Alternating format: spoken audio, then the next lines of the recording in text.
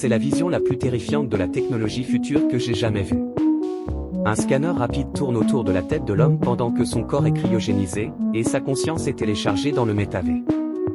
Bien qu'ils vivent maintenant dans une luxueuse villa et qu'ils puissent y connaître l'immortalité, la pensée d'être déjà mort le rend triste. Ils tentent de profiter de la vue extérieure, puis découvrent les avantages de ce monde virtuel. Il suffit d'appuyer sur un interrupteur pour changer les saisons, et même le soir, quelqu'un vient lui border sa couverture. Dans le métavers, les services sont bien soignés, les hanches sont disponibles à tout moment, et les serveurs peuvent même se dédoubler pour mieux le servir. Bien que la nourriture soit abondante, il y a un problème. Si l'on arrive en retard, la nourriture disparaît devant vos yeux, et il reste alors seulement à s'endurer la faim. L'homme fait un test, et en claquant une porte, un pain apparaît. Après l'avoir mangé, il peut en obtenir un autre en recommençant. Très vite, il trouve amusant ce fonctionnement du monde virtuel. Cependant, il commence aussi à voir les aspects dérangeants de ce monde virtuel. Malgré la beauté des montagnes et des rivières, chaque feuille porte un code ou un logo, et l'eau du lac est une vidéo en boucle.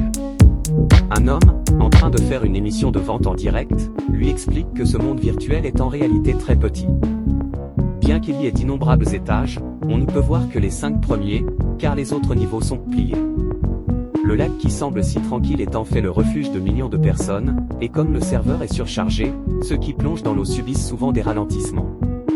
Face à ces découvertes, l'homme commence à perdre pied. Ce monde virtuel est bien loin de ce qu'il imaginait.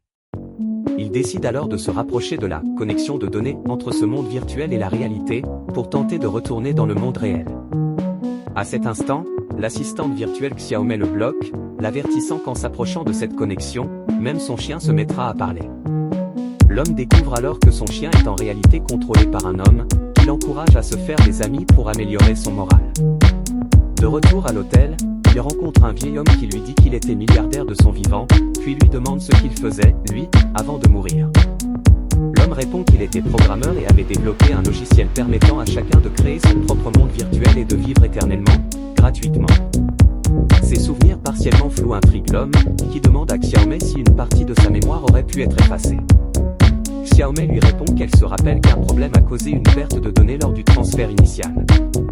Pour l'aider, elle accède aux archives du monde réel et restaure la mémoire de l'homme. Elle découvre alors qu'il est décédé dans un accident de voiture après une dispute avec son associé Jamie à propos de la vente de leur logiciel, tandis qu'un investisseur, surnommé le Gros, tentait de les convaincre de conclure l'affaire. Xiaomei raconte cela à l'homme, qui soupçonne alors que sa mort n'était peut-être pas accidentelle. Intrigué, l'homme appelle Jamie, mais n'obtient aucune réponse. Peu après, il apprend que l'investisseur a été tué dans une explosion, et que sa cousine, qui enquête sur l'affaire, trouve des indices montrant que l'accident de voiture de l'homme avait été truqué. Elle découvre également que sa petite amie, qui l'avait convaincu de choisir la vie virtuelle plutôt que des soins de sauvetage, pourrait avoir des motivations suspectes. L'homme décide de rompre définitivement avec sa petite amie. Mais il ignore qu'elle a financé toutes ses dépenses dans le métavers. Il demande à Xiaomei de la déplacer dans une chambre 2G, l'équivalent d'un taudis dans le monde virtuel. En effet, ceux qui manquent d'argent n'ont droit qu'à 2 gigas de données mensuelles, habitant dans un espace minimaliste en noir et blanc pour limiter la consommation de données. Chaque interaction, même prendre l'ascenseur, utilise des données. Alors qu'un garçon visionne Harry Potter, il se retrouve soudain gelé faute de données, son flux étant épuisé jusqu'au mois suivant. De plus, l'homme découvre avec horreur que certaines personnes n'ont même pas tous leurs organes dans ce monde virtuel, dû aux restrictions imposées par les concepteurs pour économiser des ressources.